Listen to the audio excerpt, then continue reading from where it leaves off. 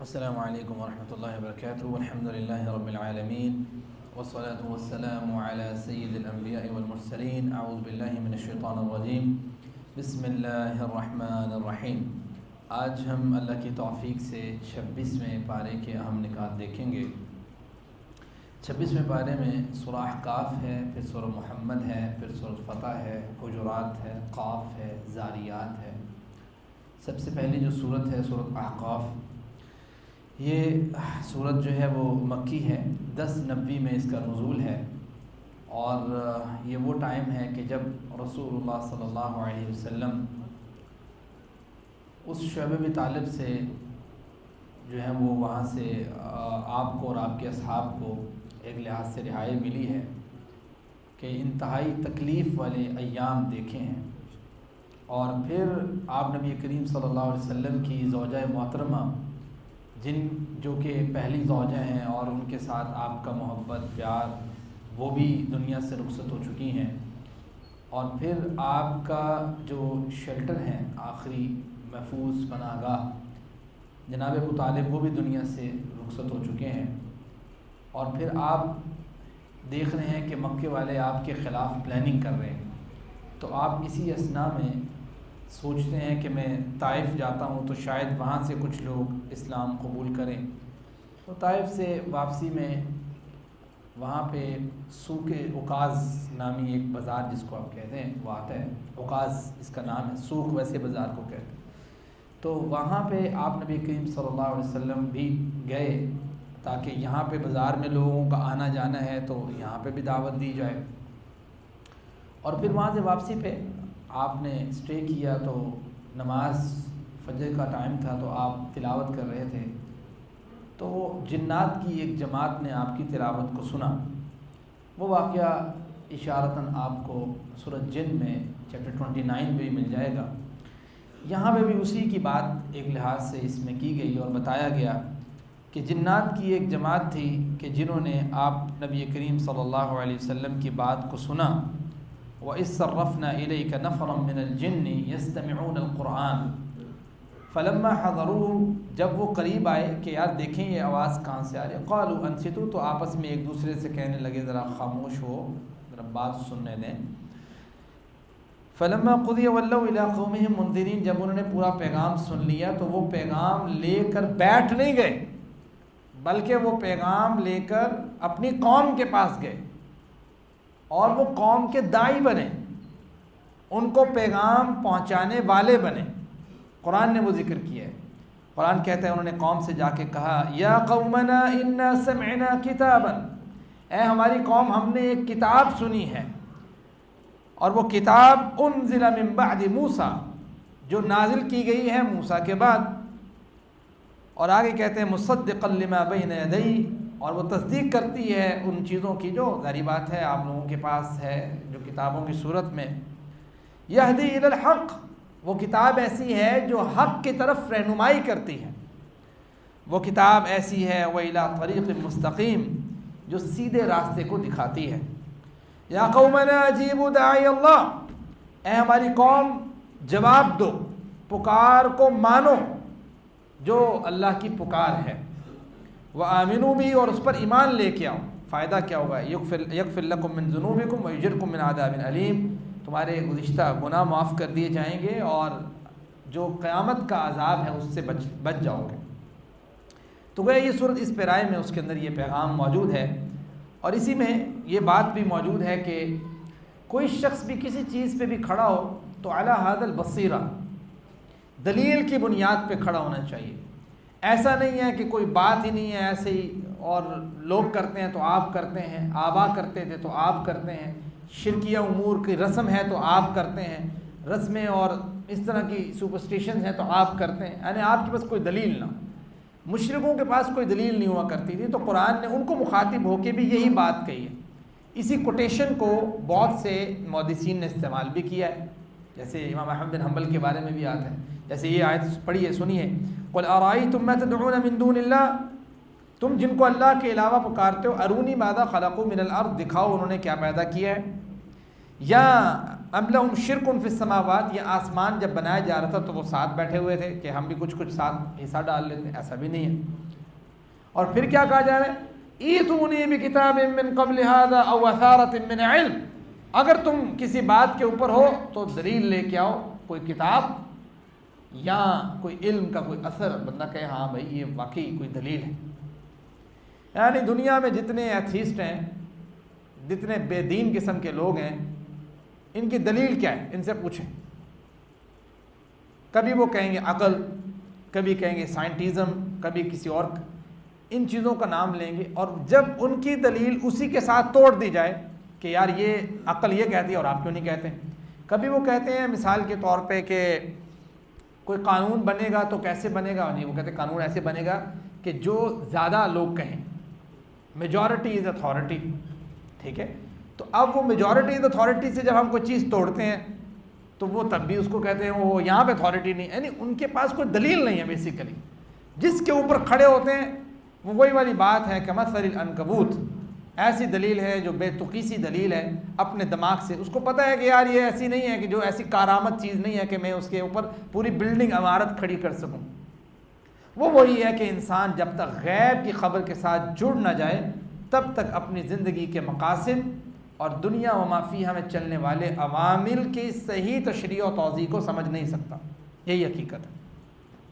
اس کے بعد اسی صورت میں اللہ سبحانہ و تعالیٰ نے جو پہلے سورۃ فصلت میں بھی ایک آیت آئی تھی نا، ان الذین قالوا ربنا اللہ ثم استقاموا تتنزل علیہم الملائکہ الا تخافوا وہاں بیسے یہاں پہ بھی ہے الفاظ ہیں، ان الذین قالوا ربنا اللہ ثم استقاموا فلا خوف علیہم ولا هم يحزنون، یہاں پہ ڈائریکٹ اللہ تعالیٰ کہہ رہے ہیں کہ جو بندہ یہ کہے گا کہ میرا رب اللہ ہے، پھر اس پہ ڈٹ جائے گا، استقامت اختیار کرے گا،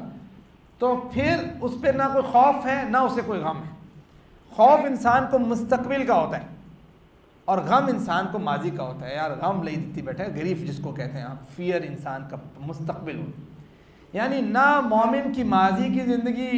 شرمندگی والی ہوتی ہے جس پہ وہ غم کر کے بیٹھا رہے، کیونکہ اللہ سبحانہ و تعالیٰ ان الحسنات یذہبن السیئات، نیکیاں کرتا ہے وہ برائیاں مٹ جاتی ہیں، لیکن وہ دوسرے جو لوگ ہیں ان کی زندگی ایسی نہیں ہوگی، ان کی دنیا میں بھی خوف رہے گا، ہو مال دولت چیزیں یہ وہ، تو انسان تو جو تقدیر اور یہ ساری چیزوں سے انسان گزرتا ہے تو اس کے بعد پھر انسان ایک لحاظ سے اس کو یہی ہوتا ہے کہ تم تب تک ایمان کا، شاید یہ کسی صحابی کا قول تھا کہ جب وہ اپنے بچے کو نصیحت کر رہے تھے، اب مجھے ایگزیکٹلی وہ صحابی کا نام نہیں آ رہا، لیکن انہوں نے یہ اپنے بچے سے کہا کہ اے میرے بیٹے، تم تب تک ایمان کی حلاوت کو چکھ نہیں سکتے جب تک تمہارا اس بات پر ایمان نہ ہو کہ جو تمہارے پاس ہے وہ ایسا نہیں تھا کہ تمہارے پاس نہ ہوتا، اور جو تمہارے پاس نہیں ہے وہ ایسا نہیں تھا جو تمہارے پاس ہوتا، اس لیے جو ہے بس الحمدللہ، اور جو نہیں ہے اس پہ بھی الحمدللہ۔ جب انسان اسباب کو تو اختیار کرنا چاہیے، یعنی اس میں کبھی بھی اسباب کی نفی نہیں ہے کہ آپ کو یہ کر بہ جائیے نہیں ہے ہم بے محنت نہیں کریں، یہ مسئلہ نہیں ہے اس میں مسئلہ یہ ہے کہ ان چیزوں کے پیچھے اپنی آخرت برباد نہیں کریں حرام کاری کر کے، یہ ان آیتوں سے سمجھ آتی ہے۔ اس کے بعد اسی صورت میں مومنوں کی کچھ صفات ذکر کی گئی ہیں کہ ان کا اپنے والدین کے ساتھ رویہ کیسا ہوتا ہے۔ قرآن کہتا ہے وَوَصَّيْنَا الْإِنسَانَ بِوَالِدَيْهِ إِحْسَانًا، ہم نے وصیت کی ہے اپنے والدین کے ساتھ احسان کرنے کی۔ احسان میں اور عدل میں فرق ہے، عدل یہ ہے کہ والدین اچھا کریں آپ بدلے میں اچھا کریں، احسان یہ ہے والدین برا کریں آپ بدلے میں اچھا کریں۔ احسان ایکسلنسی کو کہتے ہیں، چیز جتنی کسی بندے نے دی ہے اس سے زیادہ اس کو رسپونڈ کرنا، اس سے زیادہ اس کو دینا۔ آپ یہ نہ سوچیں کیلکولیشن کرنے بیٹھے ابا میرے تعلیم تے اتنا خرچ آیا سی آ لو میں تو واپس کیتا، یہ نہیں ہے، یہ کہیں عدل نہیں سکھایا والدین کے ساتھ کہ آپ بیٹھ کے کیلکولیشن شروع کر دیں۔ احسان ہے، اولاد کو سکھایا گیا کہ وہ والدین کے ساتھ احسان مندی کے ساتھ پیش آئے۔ اور پھر یہ کہا گیا حملتہ امہ کرہن، ماں کی اس تکلیف کو کبھی تم نے سوچا ہے کہ جو ماں نے 9 ماہ کے اندر سہی، اور پھر وہ تکلیف بھی کبھی سوچی ہے ثم السبیل یسرا، جو ڈلیوری کی اس کی یہ صورتحال ہوتی ہے، کیا وہ تکلیف بھی تم نے ماں کی دیکھی ہے کہ جو کرہن اور وہ تکلیف در تکلیف سے گزرتی ہے جب وہ بچے کو چھوٹے سے لے کے جوان کرتی ہے، اور جن جن مراحل کے ساتھ اس کی محنت جڑی ہوئی ہوتی ہے، جن جن طریقوں سے وہ بستروں کے ساتھ الگ ہوتی ہے، جس قدر اس کی نیندیں خراب ہوتی ہیں، کیا تم وہ اس کا پورا کر سکتے ہو؟ نہیں پورا کر سکتے۔ اس لیے یہ بات سکھائی گئی کہ جب مومن بندہ بلغ اشدہ و بلغ 40 سنہ اپنی عمر کی پختگی کو پہنچتا ہے تو پھر اس کو یہی کرنا چاہیے، کیا؟ اس کو یہ دعا کرنی چاہیے، اور وہ دعا کیا ہے؟ رب اوزعنی، اے اللہ مجھے توفیق دے، ان اشکر نعمتک التی، کہ میں تو نے مجھے جو دیا ہے میں اس کا شکر ادا کر سکوں، صرف مجھے نہیں بلکہ میرے والدین پہ بھی جو تو نے احسانات کیے ہیں، اور وان اعمل صالحا، اللہ مجھے ان اعمال کی توفیق دے، ان نیک اعمال کی ترضا جس سے تو راضی ہوتا ہو، واصلح لی فی ذریتی، پھر اس کو اپنی اولاد کی بھی فکر ہوتی ہے جب 40 پہ پہنچتا ہے، وہ کہتا ہے اللہ میری اولاد کی بھی اصلاح کر دے، یہ مومن کی صفات ذکر ہوئی ہے، وہ کہتا ہے انی تبت الیک و انی من المسلمین، تجھ سے ہی میں توبہ کرتا ہوں اور تیرے لیے میں فرما بردار ہوں، تو جو کہے، اولئک الذین نتقبل عنہم، یہ وہ لوگ ہیں جو اس کردار کے حامل ہیں جن کے اعمال ہم قبول کرتے ہیں۔ ایسے نہیں ہے کہ ایک انسان کا، دیکھو یہ کتنی بڑی بات کر دی، ایک بندہ جس کا اپنے والدین کے ساتھ اچھا رویہ نہیں ہے تو اس کا مطلب کیا نکلتا ہے؟ ہر چیز کی دو تصویریں، یہ نہیں ہے تو یہ بنتی ہے۔ تو اللہ سبحانہ و تعالی ہمیں عمل کی توفیق دے۔ اس کے بعد سورہ محمد ہے۔ سورہ محمد مدینہ کے اندر نازل ہوئی ہے 2 ہجری، جنگ بدر سے پہلے۔ اب جنگ بدر سے پہلے ظاہری بات ہے گراؤنڈ سیٹ کرنا ہے، اس میں جنگ کے جو ہے نا وہ امکانات جو ہونے تھے مستقبل قریب میں ان کے بارے میں آگاہ بھی کیا گیا، اور کچھ آیتیں ایسی ہیں جو جنگ کے بارے میں بتائی گئی مسلمانوں کو کہ جن پہ ایز اٹ از بدر میں عمل ہوا ہے۔ اس صورت کے اندر آپ دیکھیں جیسے قرآن کہتا ہے اسی صورت کے اندر فَإِذَا لَقِيتُمُ الَّذِينَ كَفَرُوا فَضَرْبَ الرِّقَابِ، جب تمہیں کفار ملیں تو پھر تم ان کے ساتھ لڑو گے، گردنیں مارو گے، یہ بات۔ اس کے بعد کہا اسی کے ساتھ حَتَّى إِذَا أَثْخَنْتُمُوهُمْ فَشُدُّوا الْوَثَاقَ فَإِمَّا مَنًّا بَعْدُ وَإِمَّا فِدَاءً حَتَّى تَضَعَ الْحَرْبُ أَوْزَارَهَا ذَلِكَ وَلَوْ يَشَاءُ اللَّهُ لَانتَصَرَ مِنْهُمْ، کہ کچھ تمہارے پاس قیدی بن جائیں گے، کچھ تمہارے پاس تم فدیہ دے کے رہا کر دو گے، کچھ کو واقعی قیدی بنایا، کچھ کو قیدی بنا کے بھی قتل ہوئے، کچھ فدیہ دے کے رہا ہوئے۔ پورا جو سینیریو اس صورت میں اللہ تعالیٰ نے بیان کیا تھا اس حوالے سے کہ ان قریب یہ ہونے والا ہے، اور وہ ہو گیا۔ اور پھر اسی صورت کے شروع میں بہت سے لوگ سوال کرتے ہیں، یہ بات بھی پوچھتے ہیں اکثر کہ فلاں بندہ ہے اس نے اسلام قبول نہیں کیا لیکن بڑا خرچہ کرتا ہے، لوگوں کو کھلاتا ہے، یتیموں کا خیال کرتا ہے، مسکینوں کو مال، یہ وہ ادھر ادھر، وہ نیک بھی بہت ہے، اچھا اخلاق ہے، بات کرے گا، بڑی سافٹ اسپوکنگ ہے اس کی، اور یہ چیز ایسے ہے وہ ایسے ہے۔ قرآن نے کہا ایک بیسک کرائٹیریا ہے، اس کے بعد پھر یہ ساری چیزیں کنسیڈر ہوتی ہیں۔ وہ 1 جو ہے وہ کیا ہے جس کے ساتھ یہ 0 اٹیچ ہوں گے، وہ 1 اگر کسی کے پاس نہیں ہے تو وہ بندہ کا کچھ بھی نہیں ہے۔ اس کی پہلی آیتیں پڑھیں نا اس صورت کی، الذین کفروا وصدوا عن سبیل اللہ، جس نے کفر کیا، اللہ کے راستے سے روکا، اضل اعمالهم، اس کے عمل ضائع۔ ہاں عمل قبول کس کے ہیں؟ والذین آمنوا وعملوا الصالحات، وہ بندہ جو ایمان لے کے آیا اور اس نے نیک اعمال کیے، وآمنوا بما نزل اللہ بما نزل علی محمد، اور ان چیزوں پہ، اس چیز پر ایمان لے کے آیا جو محمد پر نازل ہوا۔ یہ ہے وہ بات جو ختم نبوت کے اوپر بھی دلالت کرتی ہے، یہ وہ بات ہے جو سارے ادیان کے بعد اس آیت کی تشریح بھی کرتی ہے، وَمَن يَبْتَغِ غَيْرَ الْإِسْلَامِ دِينًا فَلَن يُقْبَلَ مِنْهُ إِنَّ الدِّينَ عِنْدَ اللَّهِ الْإِسْلَامِ۔ پھر قرآن کہتا ہے وَهُوَ الْحَقُّ مِنْ رَبِّهِمْ، یہ حق ہے اس کے رب کی طرف سے، اب کسی نے ماننا ہے تو۔ اور کہا گیا کفر عنہم سیئاتہم، اب اس کے ذریعے اس کے گناہ معاف بھی ہوں گے اور اس کی اصلاح بھی ہوگی۔ یہی ہے ذالک بأن الذین، یہ اس وجہ سے ہے کہ اتبعوا الباطل، انہوں نے باطل کی پیروی کی اور اس بندے نے حق کی پیروی کی۔ 1 ہی نہیں ہے کسی کے پاس تو 0 جتنے مرضی لگاتا جائے، اللہ کے یہاں ایکسیپٹنس نہیں ہے۔ یہ تو پلس پوائنٹس ہیں، یہ بونسز ہیں، یہ آگے آگے بڑھنے کی، لیکن پہلی چیز یہ ہے کہ ایمان لے کے آئیں۔ وہ ایمان نہیں ہے تو اللہ کے ہاں اس کا کوئی اجر نہیں ہے۔ وہ ٹھیک ہے دنیا میں اس کی عزت بھی بنے گی، احترام بھی بنے گا۔ اس کے بعد اسی صورت میں اللہ سبحانہ و تعالیٰ نے جنت کے مختلف مناظر بھی بیان کیے کہ جنت میں کئی قسم کی نہریں ہیں، کوئی دودھ کی ہے، کوئی نہر جو ہے نا وہ شہد کی ہے، کوئی نہر پانی کی ہے، اس طرح مختلف قسم کی نہروں کا اللہ سبحانہ و تعالیٰ نے ایمان والوں کے لیے اس میں انتظام کیا ہوا ہے۔ اس کے بعد اللہ سبحانہ و تعالیٰ نے اسی صورت میں یہ بات بھی بیان کی کہ اللہ تعالیٰ قوموں کو کب بدلتا ہے۔ کوئی قوم جب جہاد کو چھوڑتی ہے، یہ سورۃ توبہ میں ذکر ہوا، اور یہاں پہ یہ ذکر ہوا کہ جب کوئی قوم اللہ کی راہ میں خرچ کرنا چھوڑتی ہے، کتنی بڑی بات ہے۔ خرچ کرنا اللہ کی راہ میں چھوڑ دیا ہے، یہ ایک جنرل سٹیٹمنٹ ہے۔ اس میں بھی جو اسپیسیفک سٹیٹمنٹ ہے وہ کیا ہے؟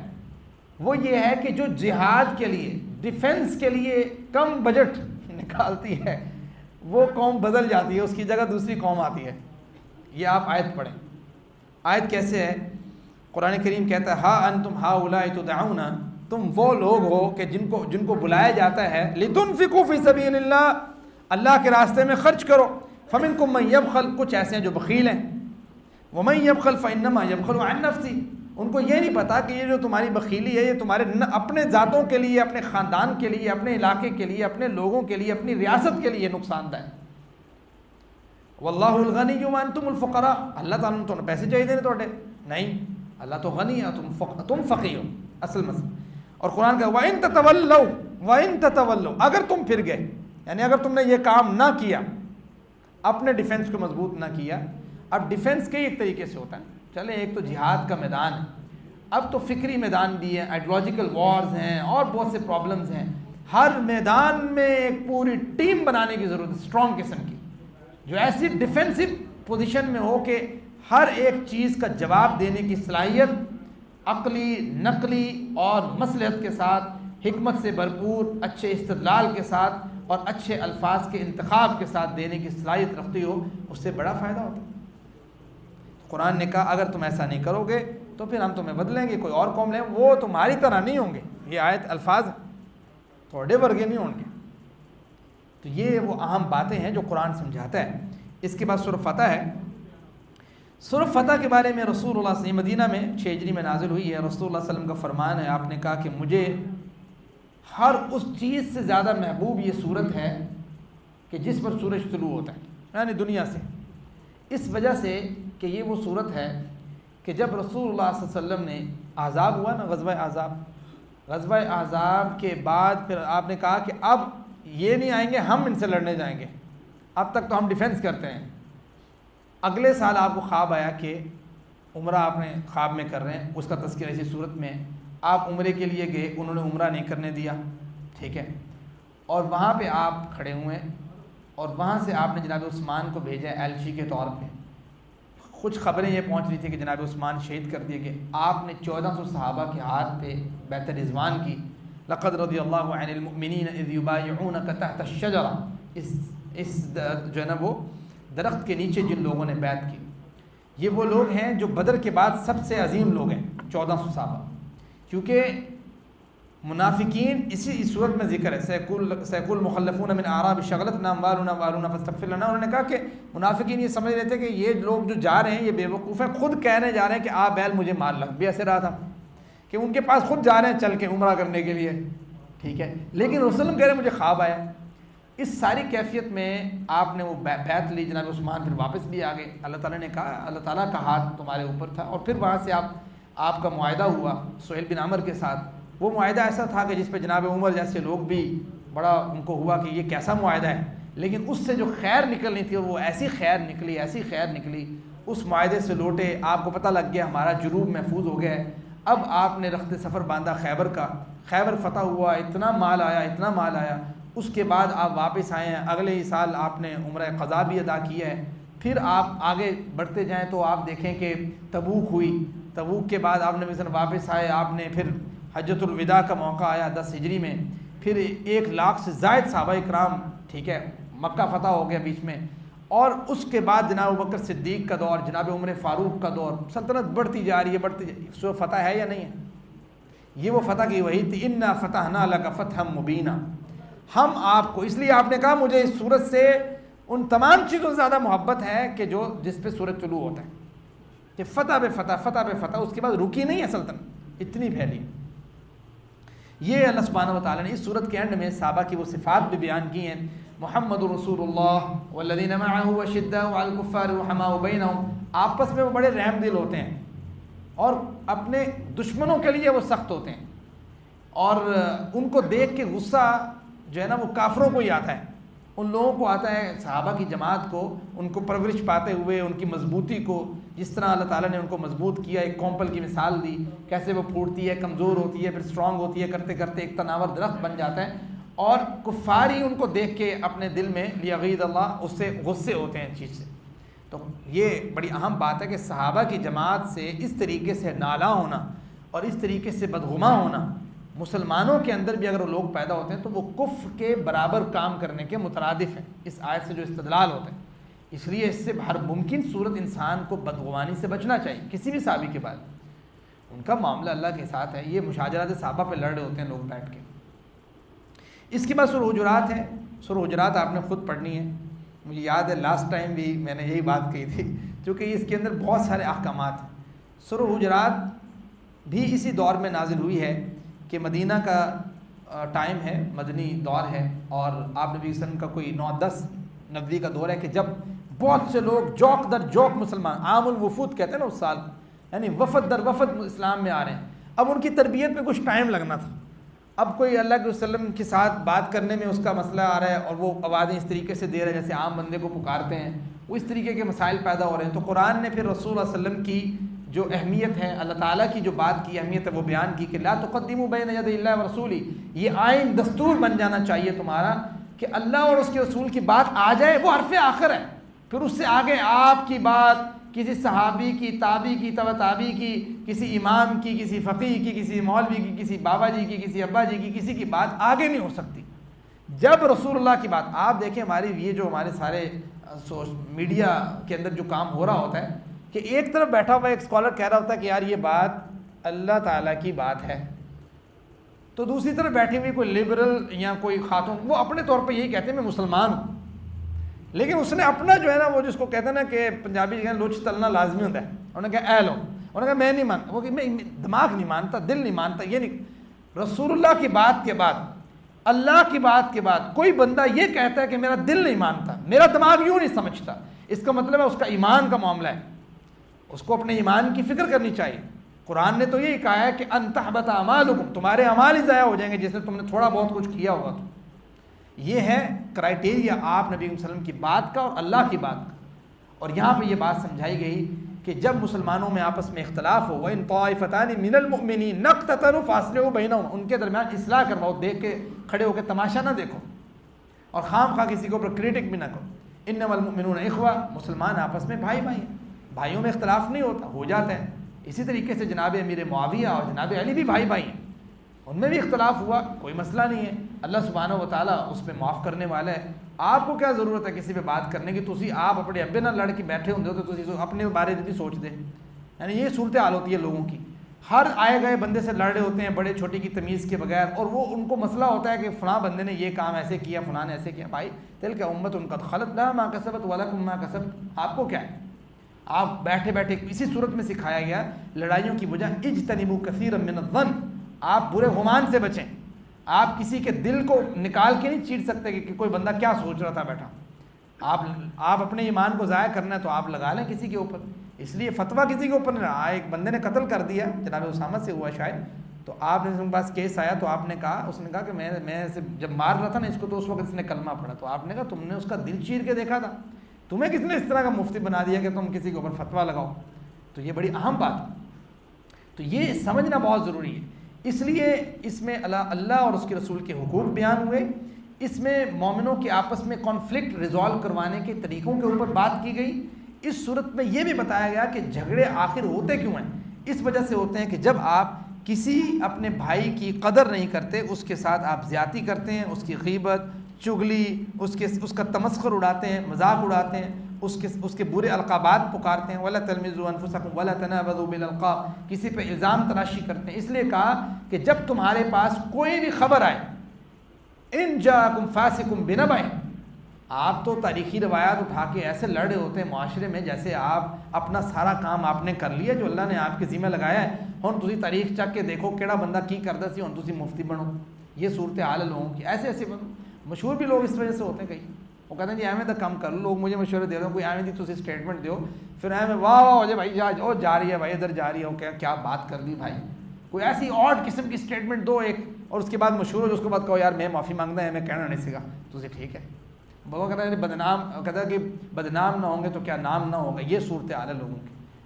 تو کہا گیا کہ بھائی جب کوئی خبر تم تک پہنچے اس کی تصدیق کر لو، اس تصدیق ہو جائے، جب تمہیں اس طرح کا یقین ہو کہ تم کہو ہے ہی یہ، اس کے علاوہ کوئی اور بات ہے ہی نہیں، میں نے پورے جو ہے 360 اینگل سے چیک کر لیا ہے. چلو پھر کوئی بندہ بات کرتے ہوئے سمجھ آتی ہے کہ وہ کسی اسٹیٹمنٹ کو پاس کرتا ہے. یہ ہماری آپس میں جو پولیٹیکل پرسپیکٹو سے جو لڑائیاں ہو رہی ہوتی ہیں فیس بک کے اوپر,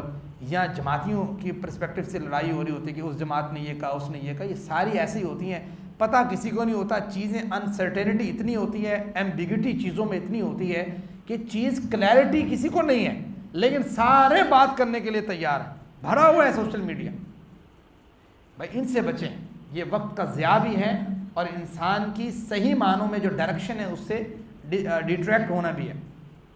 اس کے بعد صورت قاف ہے. صورت قاف جو ہے مکی صورت ہے اور بڑی اہم صورت ہے. حارثہ بن نعمان کی بیٹی کہتی ہیں, بیٹی, بہت سارے سبق ہیں اس حدیث میں, ان کی بیٹی کہتی ہیں کہ میں نے رسول اللہ صلی اللہ علیہ وسلم سے یہ صورت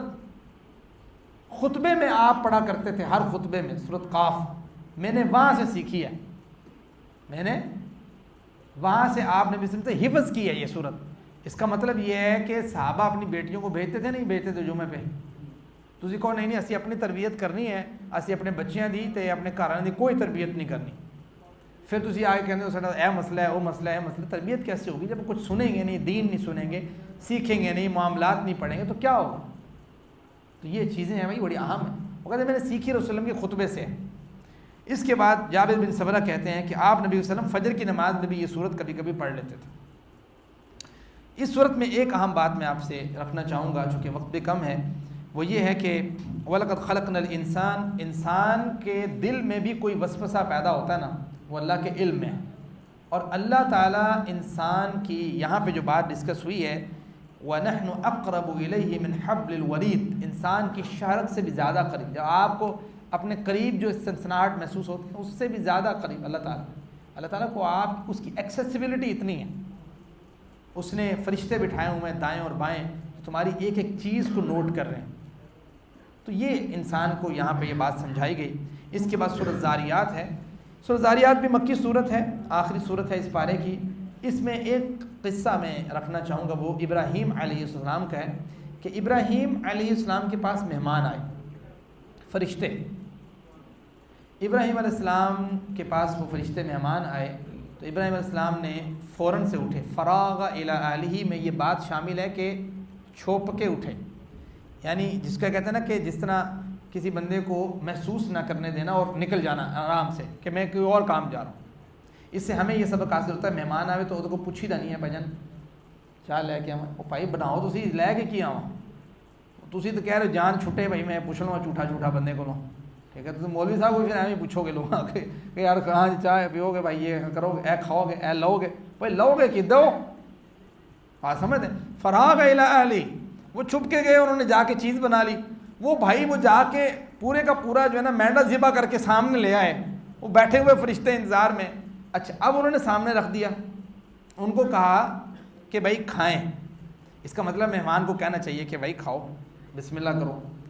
ٹھیک ہے, اے نا وہ تسی رکھ کے باہر پھر نکل گئے, تسی ماشاءاللہ چاہ بنوان تو گھر والے نے کہا تھے تسی کھڑے ہو نا, میں بچے نے سنبھال رہی ہیں. تو وہ ماشاءاللہ بیٹھا, اس ٹائم تک کھانا ٹھنڈا ہوا, یار بندہ پتہ نہیں واپس آئے گا کی لین گیا.